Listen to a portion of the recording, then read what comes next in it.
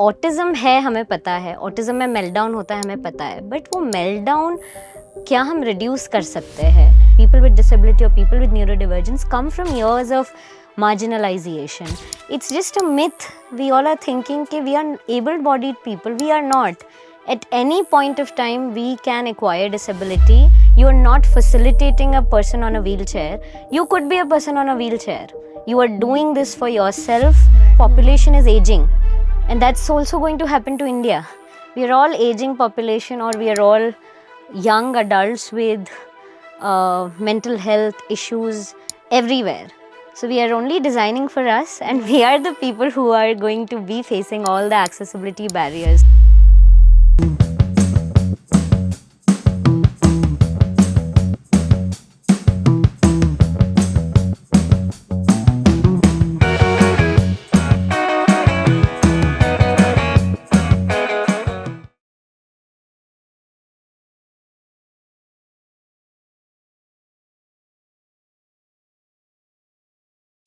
Hello, everyone. Welcome to India Autism Center's podcast.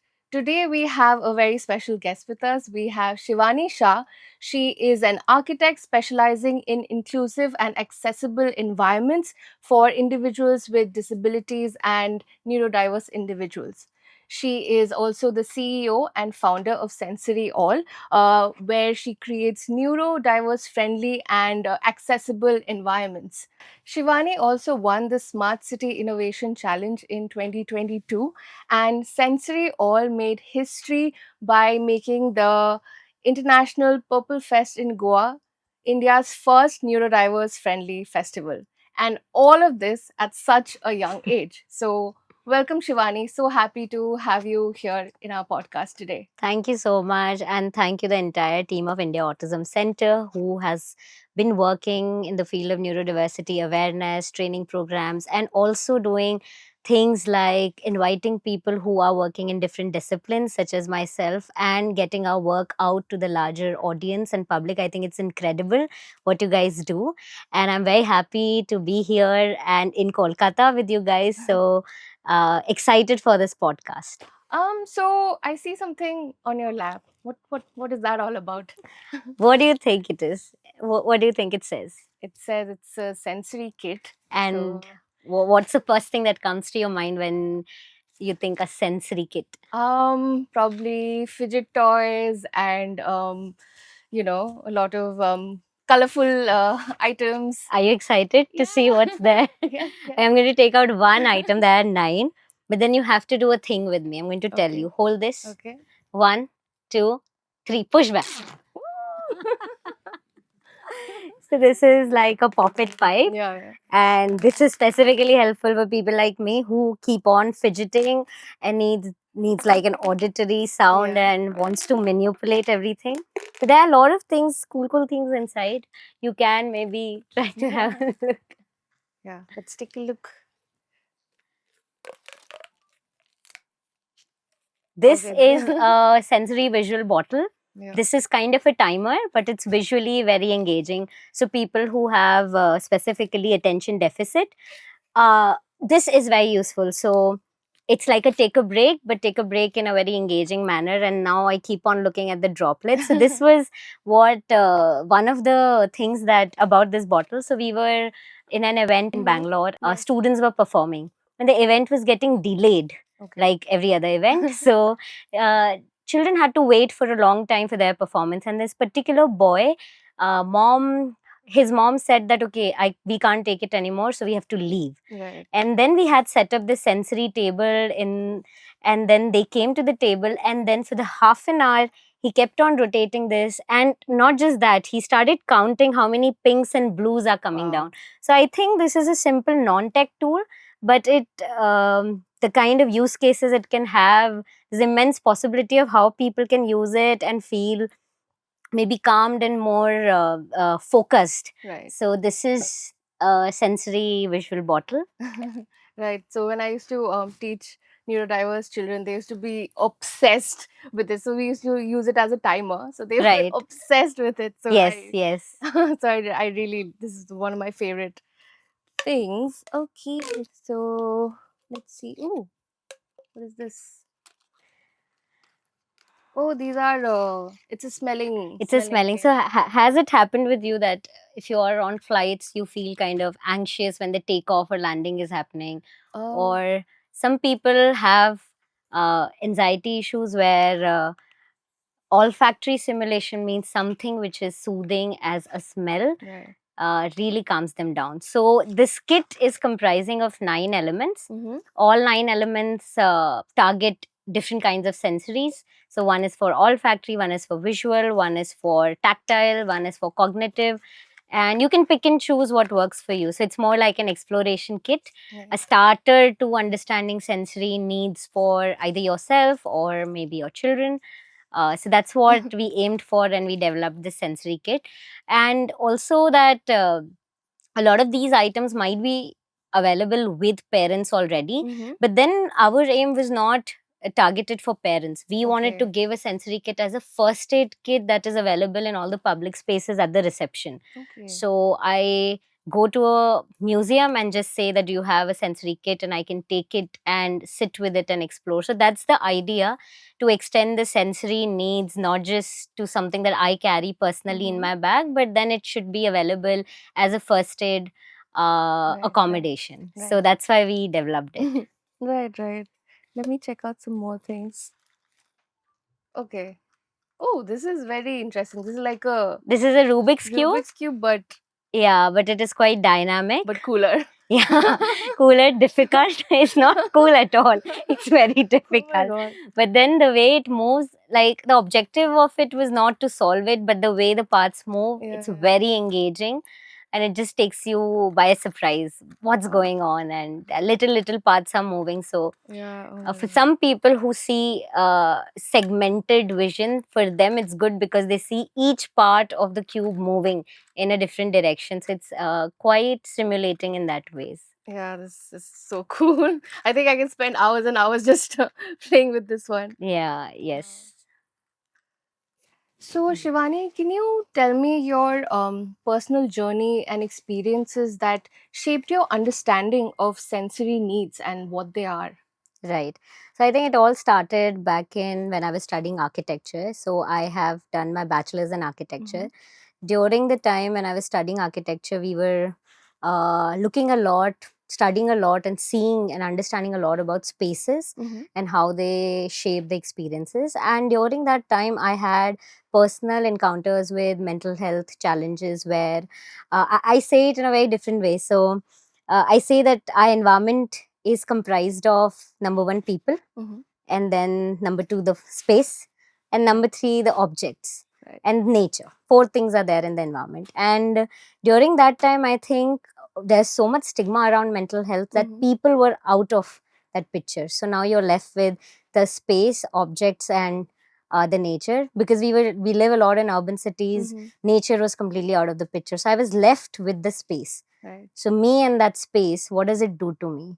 So I realized that the space doesn't do anything to make me calm or facilitate my participation in any Mm-hmm. kind of college or group activities. And that's when I realized that space has a very powerful um role to play in my well-being. Mm-hmm. And as an architect, then I started kind of reading at the intersection of space and psychology. Mm-hmm. Environmental psychology is one of the fields that I started reading, and how it affects the well-being.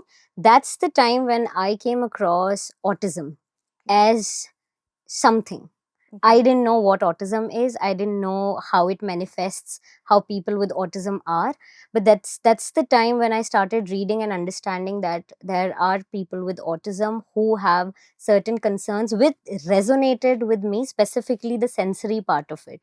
And I think that's when my journey of exploration started in architecture in third year, and then fast forward to fifth year. That's when I wanted to dwell deeper into how design can have a bigger role to play, and I wanted to specifically understand how design for children with autism in a learning environment could Mm-hmm. be looked at. And honestly, my thesis topic was rejected several Okay. times. No one wanted me to attempt that thesis because, one, none of my faculty members really knew autism. that well. So how do you connect autism with architecture? That was a really big bridge to fill. And so I was not encouraged so much, not because they didn't want me to take it, but because it was very difficult of a subject to decode in a bachelor's. But I was too stubborn. I was like, this is what I'm doing, or I'm not doing anything. So I was too stubborn, and I went to Action for Autism in Delhi. And I think that was my first encounter with children with autism, and it changed my life. I would say that the day I went to Action for Autism and I met people with autism, children, adults, and I met teachers over there, and the way the environment was so inclusive, empowering, and all kinds of things were accepted. Like in typical classroom, we were told to do this or to do that, or this is how you have to be. But then there it was very comforting for me. I felt very much related to that, and I spent 8 days in Action for Autism. I stayed there and I spent 8 days in different classes, and I think that that's the time I decided that this is what my life is going to be. My life is going to be trying to figure out how we can design better, or how we can uh, compassionately design, consciously design to bring children or adults with autism or neurodivergence, give them something more than what the typical infrastructure is able to provide. So I think that was the start of my journey, and now today it's been 5 years and I've started Sensory All. It's like a dream that thought I would be doing in my 5th year, but it took 5 years to be able to start this. And of course, it's not easy to be talking about something that not a lot of people understand. Specifically, you're talking about autism, which is more looked at medically in India. Rights-based model is also there, but then looking at it in terms of design and architecture, it's still a lot of gap. So it has taken 4 years for me to finally start Sensory All, but I'm quite excited about the possibility of what it can do, specifically in a country like India. Right. So India Autism Center is also creating a residential space where all these things are kept in mind for our neurodiverse individuals who are going to be residing over there. So even the architecture, the design of the whole setting, design of the infrastructure, design of the, let's say the park or the other spaces around, it's also very inclusive and very accessible, so that they're able to easily navigate through the whole space. So thank you so much for sharing that, for sharing your journey towards founding Sensory All. So you were talking about gaps, right, that kind of made you want to create Sensory All. So what were those gaps that you saw around you that led you to this? Right. So most of the times for Sensory All and for all the research that I've done in between, or I've worked with other organizations, I've traveled a lot of cities, met a lot of organizations, and a lot of time I felt that I've asked. So this is a situation in a special school, and there's this particular boy. At 12 o'clock every day, he has a meltdown.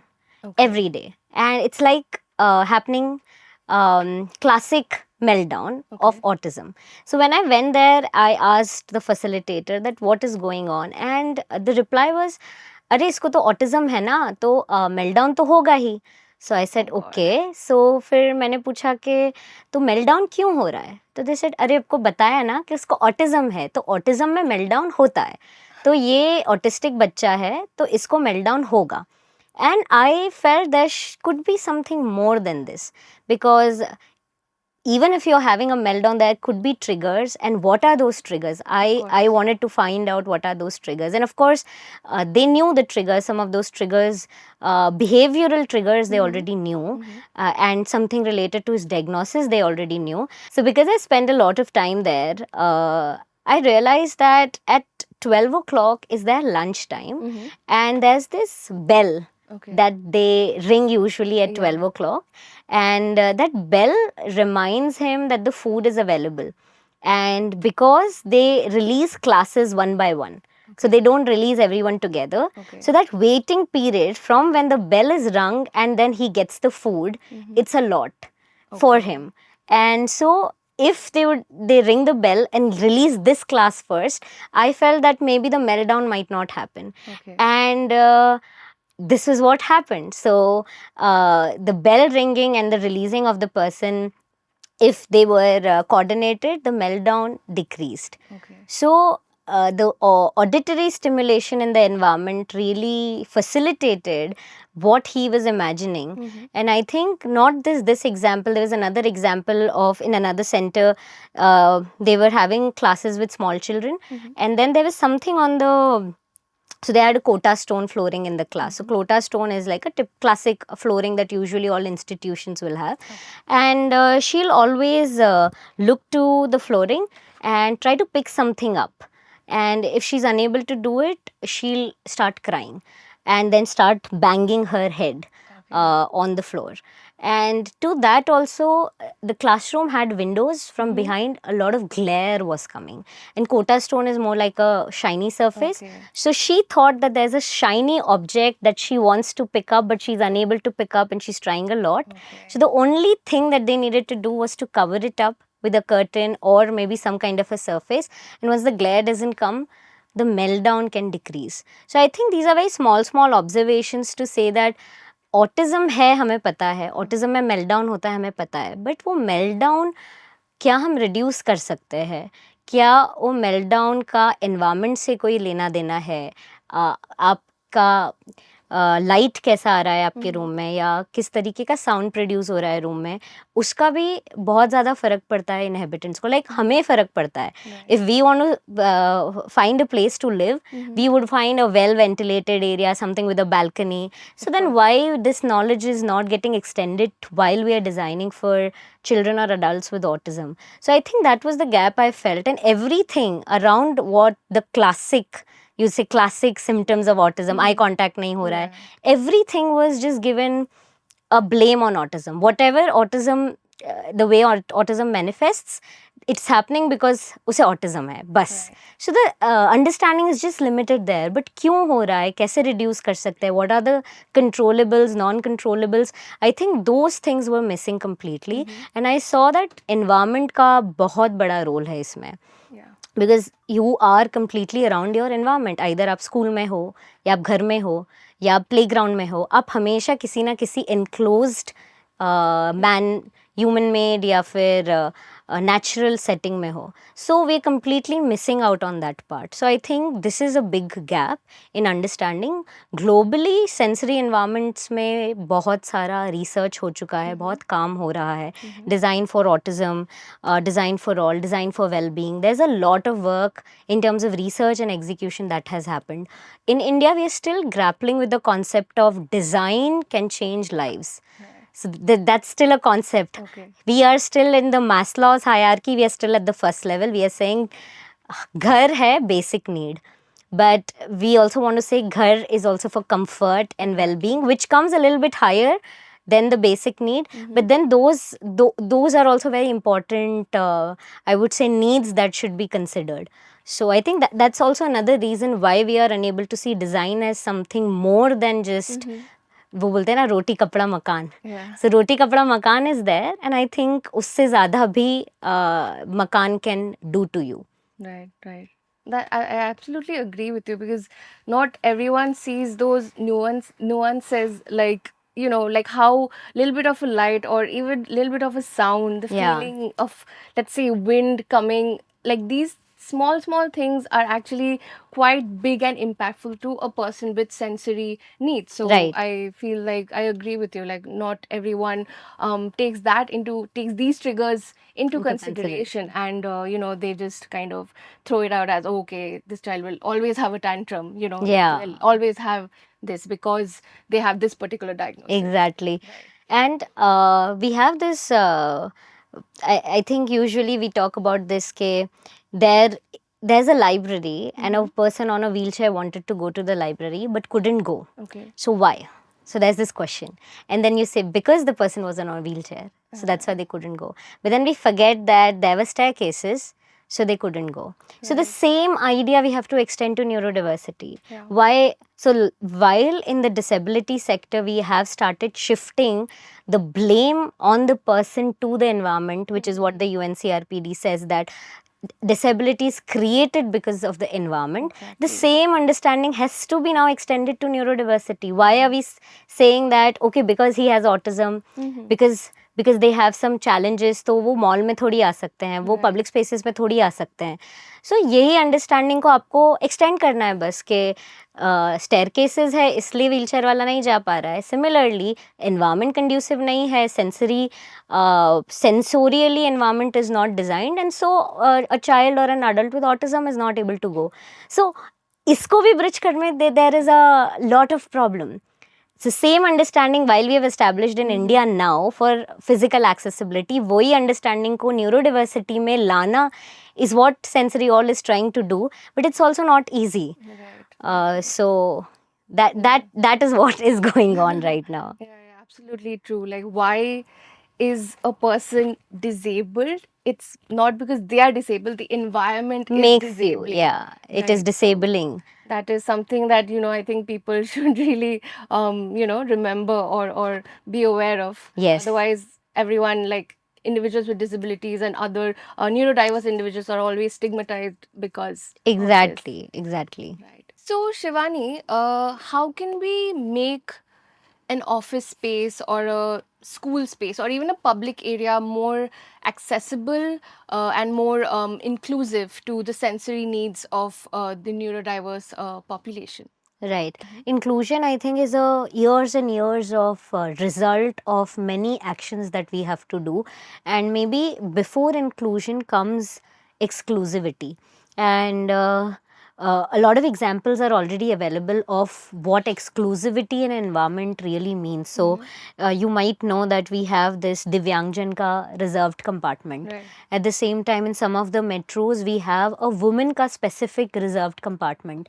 And while there's a lot of debate around if we are talking about equality for different people, why do we need a specific reservation for a particular demography? So why is this exclusivity provided if all of us are equal? But we also have to understand that these people, individuals, either they are women or they are people with disability or people with neurodivergence, come from years of marginalization. And so they are not just people who can be given equal status, but they have to be first facilitated in a safe area or a safe zone, and that's where we look at exclusively what we can provide to support women or people with disabilities, and here in this case people with neurodivergence, provide them that exclusivity so that they can get the confidence to get out of their home and access certain facilities. And then once that exclusivity is provided, they are more visible. So when they are visible, a person who has no idea about disability or neurodivergence is seeing that in a museum, people with autism are coming in. And then I am used to having the idea that people with disabilities can claim a public space. So it's like reclaiming the public space, provide an exclusive approach, give a safe environment, provide means and support, either financial ways or in case of certain reasonable accommodation, get them out of their home, let them use the public infrastructure as they meant to be using, and then let's talk about inclusion. So then first you provide exclusivity, and for people with neurodivergence, sometimes exclusivity can be in the form of a quiet hour. So a lot of supermarkets have sensory hour or a quiet hour for shopping, or in Indian music experience we have this sensory Saturdays. So where the museum opens, I think, an hour early, where not a lot of people are there. And this is not just for autism. Anyone who is not okay in a crowded environment can go to a sensory hour museum, and let us be comfortable with the idea of people with disabilities or neurodivergence being in a space, and then we can slowly start talking about how do you then integrate them slowly within the mainstream environment and people. And I think that's where the idea of inclusion starts coming in, whereas exclusion is something completely different. So I think we sometimes, while we look at exclusive spaces, we think okay, it's exclusion, but exclusivity is different from exclusion. Exclusivity empowers people to be recognized, seen, sometimes you might have to label them because you say that this is a sensory hour for autism, and lot of people won't like labeling, but then sometimes it's important to be recognized, to be able to have certain facilities given to you. That's why while you reserve a ticket, you have, are you a person with disability? While I might not want to be recognized, that question is important for me to be seen and heard. I think that's when that sunflower lanyard also came into picture. That's so difficult to identify people with invisible disabilities. Right. And every time we have worked with events, we always tell them that, okay, let us help you curate your registration process. And then there's this whole debate about how do we ask a person with neurodivergence if they are a person with neurodivergence? Because again, there's this whole debate, can we directly ask, is this offensive? Is this not offensive? But this is what we are saying, that we are getting comfortable with the idea that there's no shame in being neurodivergent, and I'm okay to openly talk about it. And if you ask me a question, are you a person who requires sensory support? I might say yes. Yeah. But that recognition is important. I think what Sunflower Lanyard has done is that they have given an identity to people who have invisible disabilities with the use of a lanyard. And while initially I thought that this idea might not be accepted in India at all, because here people don't want to be tagged, labeled. That is again stigmatized. Okay, why do you label me? Why do you look at me as a individual? But then with the newer generations, like my friends who are people with disabilities, invisible disabilities, chronic condition, they are proudly wearing the lanyard, because they're saying that I want the lanyard because I want accommodations that I deserve. And if I don't do, in flights I'm being asked ke kya disability hai aapko, kyun wheelchair chahiye, because it's invisible. It's not the problem of the flight person, it's not the problem of me. It's just that how do we know? So I think that's why we need identifiers, we need exclusivity right now, we need certain way of recognizing the invisible nature of the disability, and then we provide accommodations to recognizing these aspects. And then we move to the question of, okay, अभी ये सब करने के बाद अब inclusively इसको कैसे देखा जाए? So yeah. Yeah. Then after all this, how do we integrate? How do we them integrate into the typical, typical population, or do we want to integrate them, or the typical population wants to evolve into? Because why do we have this question के अभी इनको exclusivity देने के बाद अभी इनको कैसे include करना है? Is the inclusion to be done for people with disabilities always, or we are going to bridge a gap where we both walk 2 steps forward Right. together? So also that maybe we are not looking that this demography has to be always thought about including in the mainstream. Maybe the mainstream has to evolve, that automatically this gets included. Yeah. So sometimes we have to twist the question and see that who are we asking the right people the question about inclusion, or should we go back and ask if our existing envelope could be modified, that inclusion कैसे करना है, वो question धीरे धीरे is gone.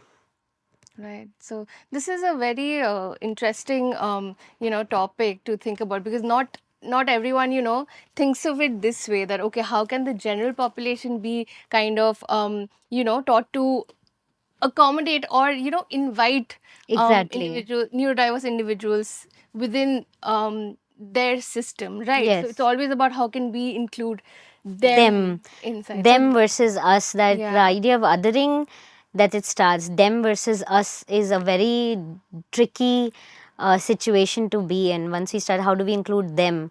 Or we say, how do we get included? I mean, there was this, once I was teaching somewhere, so there was this YouTube video we were seeing where the entire city was people with disabilities, and then people who were non-disabled individuals were a few of them. So now those people become people with disabilities, and the whole city was designed according to people with disabilities. So Right. सारे wheelchair was what they have shown. So सारे door height छोटे हैं, सारे sink नीचे है. अब जो non-disabled people है, they have become disabled because they have to bend so much. They can't access anything around. And then there is this conference getting made like a panel discussion where people with disabilities are discussing how do we include people without disabilities in our workforce, in our infrastructure, and what can be done. And then there is this anthropometric happening कि एक typical able bodied person का हाथ पैर कितना बड़ा होगा, कितना करना पड़ेगा. So the whole role reversal has happened. So because they are looked at as a minority community, we think we are the able bodied typical people, but that narrative is going to shift क्योंकि we are all going to age, and with the climate crisis happening, with the way things are happening globally, people with disabilities, the prevalence are going to increase. So it's just a myth. We all are thinking that we are able bodied people. We are not. At any point of time, we can acquire disability. And while we are looking at the cause of accessibility, we are actually vouching for ourselves. We are securing our future. We are not talking about them who have to be included. We are talking about me who might acquire a disability within the span of 10 years, and what's going to happen to me or my parents or my family members, or the prevalence of mental health is increasing. I might develop a condition or might have already have a condition. So what am I doing for me? So sometimes when I teach students who are a little ignorant about accessible designs in architecture, I always tell them that you are not facilitating a person on a wheelchair. You could be a person on a wheelchair. You are doing this for yourself. Have that mindset that it is as much as a part of the design process as a typical design. Even in their neurodiversity handbook, the UK has released the standards for neurodiverse design. In that, they have spoken so much about dementia as opposed to autism. So most of the times when I see neurodiversity, autism is at the forefront, but in their handbook, a lot is about dementia. So they are already preparing that because their population is aging. And that's also going to happen to India. We are all aging population, or we are all young adults with mental health issues everywhere. So we are only designing for us, and we are the people who are going to be facing all the accessibility barriers. So it's nothing them and us. It's all us only now. In 10 years, you were saying, no, what happens in 5 years? 5 years, we all will become us. The idea of them will slowly, the boundary will start blurring. So yeah. Right. So this really makes you think that what do we mean by disability? It's food for thought. That what is disabled, what is disability? So I think this the definition or the meaning of this word is definitely going to change, or is already changing. Yeah, So it's already evolved. When UNCRPD came into force, UNCRPD said that disability is created as a result of environmental barriers. And so while we need to call a person with disability to be recognized as per law, because only when I am recognized as a person with disability in India or anywhere else, I get whatever is being in terms of policies being done for me. So I have to be called as a person with disability. But then the disabling situation is a different thing than a person with disability. So there's a lot of nuances here, and I think sometimes we get so boiled down in terminologies that we sometimes lose the essence of it. So inclusive terminologies, and should I be a disabled person or a person with disability? Should I be an autistic person or a person with autism? Should identity first language be preferred or person centric language? When I was doing my thesis title was designing for differently abled people, because that's what I thought 5 years back, that disability is a wrong word. And now you see what's changed in 5 years, that the narrative is shifting. People with disabilities are reclaiming the word and saying that disability is a good word, and euphemisms like specially abled and differently abled are not to be done. So I think that's what has changed in 5 years. Then my entire thesis, I had referred to people with autism as autistic people, because a lot of my thesis is inspired by autobiographies that are written by people in the West, and everyone refers to them as autistic individuals. So my whole thesis was autistic.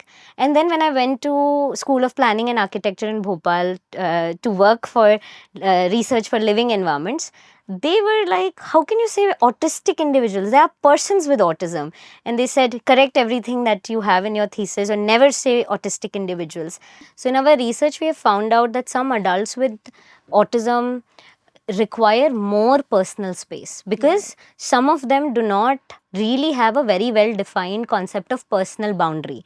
So they might, while talking to someone, they might get a little bit more closer. And it's because they are not able to learn those social cues that we follow, that okay, this is like the, what do you say, the distance that has to be maintained in an office environment, and so they might require a little bit more of a personal boundary. And so what's the proximity between two people when they are sitting next to each other, when people are sitting adjacent to each other? Right. Thank you so much for sharing that. And I think India Autism Center is also kind of trying to cater to those needs to make, living more accessible, and, doing anything like having a functional life, Right. having a, like a typical functional life that anyone else would have, right? So thank you so much for sharing that. So we had also covered the story about Aditya, and Right. how you kind of guided him and provided a mentorship so that he can in the future he can get employment, right? Right. So that was incredible. So so could you share how neurodiverse individuals can come forward and kind of you know so who do they come forward to when they want to learn more or be trained Right. to kind of go out in life and be independent? So what do you think is the process of Right. helping them through Right. that? So first, the question is very good, that who do they come out? How and where is a very secondary question. Yeah. Who is what is missing? There are not many who's that are available to support people with neurodivergence. We require people who have the ability to create safe spaces. People need to have the ability to create safe spaces around them. While Sensory All is advocating to design safe spaces, I think the first thing is that people should be able to create a safe environment where a person with neurodivergence, so Aditya has intellectual disability, and he gets anxious a lot. So anxiety, restlessness, memory retention, these are some of the things that he struggles with. And he is also very hyperactive, so he can't sit for 5 minutes also ideal. He needs to do something or the other, or he'll get anxious, starts overthinking, then he'll start having a breakdown, start crying. So while it's also very important to understand who you are dealing with and what they need. With me and Aditya, I think a lot of relation was that we developed a friendship. So it was not like I'm a teacher to him. Right. I was a friend to him, a friend who he thinks is able to look after him. And we developed a kind of safe environment around us where he was able to express what he is, how he behaves, how he responds. And a lot of self exploration also was there. So with Aditya, it was not about me always decoding what he wants and then giving him a guideline and then saying कि ये कर लो, ये अच्छा है. With him, I had a very different process where we used to take walks in the park and then started reflecting on आज क्या किया, किसने क्या बोला. And there was this very, once he got employed, so I'll tell you the story maybe a little later, but I just have this in mind. So once he got employed, he was having a very hard time adjusting with the admin. Okay. The rules, not admin department, but the rules of the admin. How do you check in? How do you check out?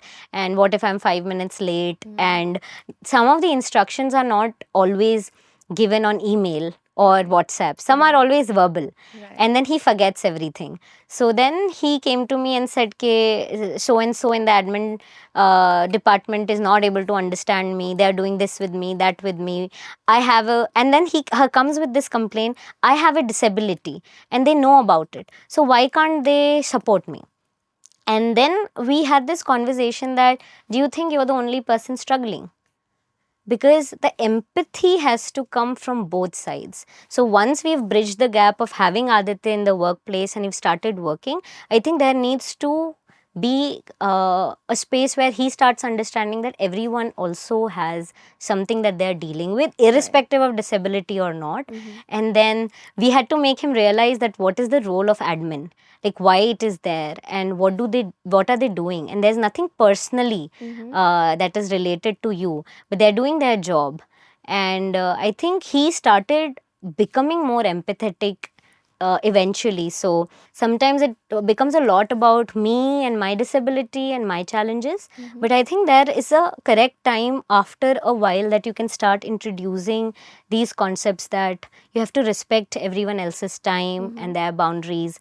So it's a big process that we have gone through. He came to me, so we met somewhere in some kind of a movie screening, and that's the time he said, "Okay, I'm Aditya. I am 30 years old. I have intellectual disability. This is my card. I have studied this. I have done that. I need a job. What can you do for me?" So this was his script, and I was like, okay. And then he started again. "I'm Aditya. I'm 30 years old. What can you do for me?" I said, "Let me think." Then he said, "Okay, have you thought about it?" I said, "No, I just got to know you. Let me think." Then he said, "Okay, can I take your number?" I was like, "Okay, take my number." Then he said, "Okay, can I call you?" I said, "Okay, you can call me." And then before I could even go out from that, he called me. "Have you thought about it?" So I understood that, okay, I am stepping into something probably that might take a lot from me, but I think he's a kind of person who wants to do something. And if there's someone who's wanting to do something and no one's helping, I think that's where we are failing. We are trying to push skill development because people can do something, but then there's this individual who wants to do something and having no answer, no place to go. So that's why we started working together in terms of first of all, I was working at an organization, so then there I saw volunteering opportunities. Then I said, why don't you go and do a volunteering opportunity at a cafe? So we have Museum of Possibilities, by the way. It's a beautiful space in Chennai where it's a museum of assistive technologies, and there we had a cafe. So I said, why don't you go and volunteer over there? And I think he's a people's person. So after he went there, in the Google reviews, we still have 4-5 people started writing. The best part about the cafe was Aditya. So he wanted to be around people. He wanted to talk. He had that need of being connected. He's at 30 and he looks around him and there are no friends. Most of his friends are married or studying or they have grown out somewhere, and there is this need of where do I belong, who is there for me. And I think that's where the cafe really worked out for him. Everywhere it was dynamic, and he was he is so respectful, and I would say that he wanted to do something. That's it. That's the end thing. He wanted to do something, and then slowly we learned together. So what are the steps? If you really want steps, I think the first thing is important to understand that when you're trying to support someone, you might have to do a little bit more than just helping or support. It might take a little bit more from you. So are you up for it, first of all? Secondly, it's important to look at them as your friends and not someone you're training. They are your friends and you have to create a safe space for them to come to you and probably vent out and cry. Third thing is that it's important also to create a boundary with them. Sometimes over dependency happens, and without you, then they become again lost. So you have to slowly inculcate within them how they can be independently dealing with all the small issues. The fourth thing is to sensitize the people where he is working. So people around him, we did sensitization programs in the workplace where he came forward and said his story. He said, I forget things, I'll come to you, I'll ask 5 times. Please don't get angry. If you're not in the mood of telling me, you please tell me that I can't tell you right now, or write to me. Best is you give me a written instruction, either on WhatsApp or a voice note that I can hear again and again. So I think these accommodations are important for Aditya. And he had never used Google Pay, never done an independent payment. And the first time he got his salary, that's when he said, I am going to take you out and pick you up. And I said, okay, you're going to pick me up? Yeah, he said, I'm going to pick you up. So he came in an auto from his home to pick me up in an auto. Wow. And there was this sense of, I think, some sense of ownership and independence and something that also, as a male, there's this idea that he wants to take care of a woman. I think that also came in a lot, that I'm a male, I need to pick it up, I want to open the gate, I want to do all that stuff. So he came in an auto, he got down the auto, he took my bag, then I got seated in an auto, and then we went to this Chinese restaurant, and Then he said, order whatever you want. The bill is on me.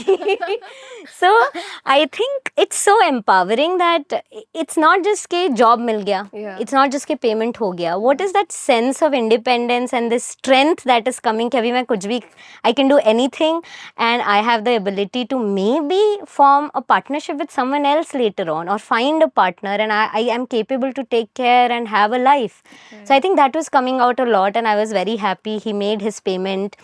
We had sizzling brownie for the first time. He saw sizzling brownie. He was very excited. So, and the very important thing to know is कि every day is a struggle. ये ऐसा नहीं है कि first payment हो गया, he is all set. Every day we are dealing with challenges. रोज कुछ ना कुछ हो रहा है at the work place, and hand holding is very important. तो ये एक बहुत इंपॉर्टेंट चीज़ है कि वर्क प्लेस में कोई ऐसा होना चाहिए who can be his friend and who can sometimes advocate for him and his needs, and he also has to understand. So a person who is getting hired also has to understand that not every time it is possible to accommodate the needs. So Aditya's journey has been great. Yeah, he is employed, he's earning, he's happy. Thank you so much for taking this initiative in kind of trying to create, agency and independence for a neurodiverse or a person Right. disability. So thank you so much for that. So I would like to ask you, in the next 5 years, what do you think the landscape of, sensory awareness or the awareness of inclusive design, how far would it be in a country like India? How do you think in the next 5 years Indians are going to be, more accommodating or catering towards such inclusive designs? Right. I've thought about this question a lot. Any place I go, this is a classic question. What happens after? What is the next 5 years plan, Shivani? Either I do a business pitch, 5 years, 7 years, 3 years, kya plan hai? Honestly, I don't know. Really, I don't know, because right now the situation doesn't look very fruitful कि 5 years में we can do lot of change and पूरा landscape इधर उधर हो जाएगा. I don't think so. That ऐसा बहुत likely है, but it is possible if the voices from the community of people with neurodivergence, people like me or you, who all are working to support and create a space for them, they have to come together in some way or the other, because there is no voice right now which is shouting at the top of their lungs saying कि ये मेरा right है और मुझे ये चाहिए. ऐसा नहीं हो रहा है इस community में. So while American disability rights movement happened, there was a very strong voice, and the community started talking about it. Now in India also we have Disability Rights Alliance and many other disability rights groups where people with disabilities are advocating for their rights and are going asking questions that why is it not happening for me, and that is something I think if we are able to do, a lot of advocacy is required to be able to change what we are doing. A lot of active initiation is required, collaboration is required, and for an example, we just did an event in Delhi at the Zero Project India conference, where we had created a sensory space. So while we have been really getting tired explaining again and again to everyone why calming zones are required, why sensory spaces are required, people who were there as an international delegates they understood in a second. They came, they sat, I said we work for people with neurodivergence, and then they said no neurodivergence, it's good for me and us and all of us. So don't say you're working for neurodivergence, say that you're working for all of us. So they understood very instantly what this was and why this was important, and what is it doing in an event like a conference. While the same thing, I was in Madurai. We had this seminar we conducted with some 25 special schools in Madurai just 4 months back, and I was talking about the concept of having a calming or a sensory zone in a school, which is not a occupational therapy room. Right. So while sensory rooms and sensory integration is looked at from an OT perspective, you need to have a separate space.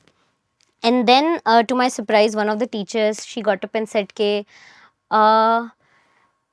आप ऐसी space की क्यों बात कर रहे हो हमसे जहाँ बच्चों को कुछ करना ही नहीं है, जाके बैठेगा बस, उसके लिए हम स्पेस क्यों दे, सिर्फ बैठने के लिए, तो इसमें लर्निंग आउटकम क्या है? तो I said why are we always wanting to make them learn? कुछ भी एक्टिविटी करो, even if you are doing कोई मस्ती वाला इवेंट है, तो लर्निंग क्या है, क्या सीखेगा, क्या करेगा? हर बार do we learn every time? Then she said कि नहीं, बट सिर्फ बैठेगा तो आदत बिगड़ जाएगी, फिर बैठने की आदत हो जाएगी, फिर क्लास में से निकल के सिर्फ वहीं कामिंग रूम में जाके बैठना ही होगा उनको, तो इससे तो सब बिगड़ जाएगा हमारा schedule, and I don't think so you are advocating for the right thing. And then this discussion I had in the organization Vidyasagar that I am consulting. So there also we had this discussion that who decides ke for these adults or children, who decides what the idea of break is? Exactly. And you have the whole right to take a chai and sit in the balcony and sip it जहाँ तुम्हारी मर्जी चाहे, or take a smoke and take drags outside. You have the agency to do that. But when we are talking about children or adults, we start thinking कि learning outcome क्या है? Right. So this is the kind of thinking we are dealing with right now कि हर चीज़ में कुछ learning होना चाहिए. अगर हम अपना time invest कर रहे हैं तो बच्चा क्या सीख रहा है, therapeutic outcomes क्या है आपके calming room में, तो क्या कामिंग रूम में जाने से उसका सेंसरी ओवरलोड ख़त्म हो जाएगा, क्या उसका ऑटिज़म ख़त्म हो जाएगा? सो हम अभी इस थिंकिंग में है, और हमें उस थिंकिंग में आना है कि there is a need for privacy for an adult, there is a need for a space where they can just be, and there is no need for every time having a therapeutic or an educational outcome. It's just they have to just live. So that's missing. So I think this is the gap that we will have to fill at various levels. So 5 साल में I'm thinking not drastically in terms of infrastructure बदल जाएगा, but I'm thinking कि 5 साल में अगर हम सब साथ मिलके काम करेंगे तो हम ये awareness gap को bridge कर सकते हैं. That is what I feel, because this gap is too deep, and it's not a one person or an organization can do it, not at all.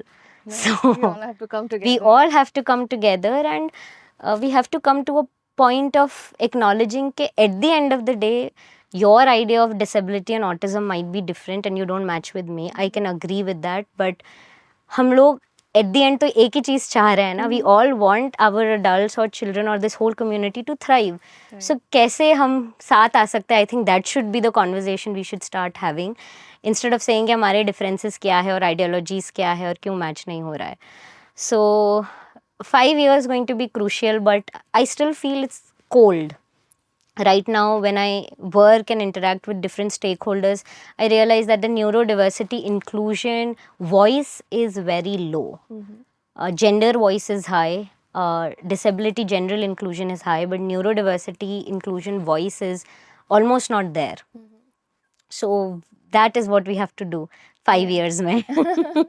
Right, right. Thank you so much. That was an incredible session we had right now. You covered so many aspects on neurodiversity that people do need to think about or consider, and make themselves and other people aware too. So Right. thank you so much for joining us, Shivani, and I'm sure our viewers will take back a lot of things from this conversation. So thank you so much. Thank you so much for coming. having me, and thank you so much for understanding that collaboration is important, and collaborating with people who are me or other people that you might have the podcast. I think this message has to go out, and the message that we all are in this together.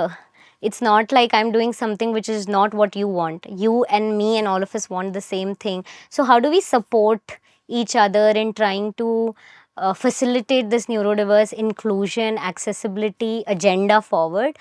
And how do we create more calming, sensory inclusive spaces around us? I think that's very important, and I'm happy that I'm here, and I hope that from this podcast, whatever I've said, this is completely based on my knowledge and experience, and it might be very, very limited. So I'm very open for people who are seeing or listening to this podcast, and if they have more ideas to how can they support us sensory all better, I'm very open for that. And if I've said something that there are different opinions that people have, maybe I'm very open for having a conversation and learning about it, because I think this process is always evolving. We are constantly learning. It's not like my ideas are absolute truth. My ideas are only shaped by how we have seen the way things are working, and there's always scope of evolving. So we are open for that, and we're open for collaborations. We're open for more sensory fun. And yeah, hopefully in 5 years we can do much more than what I think we can do. That's what it is. So thank you so much. But fingers crossed. Yes. So I really want to take this home. You can take the whole kit home. You can take the whole kit home. It is for India Autism Center. So yeah. Thank you so much. Okay, thank you. Thank you.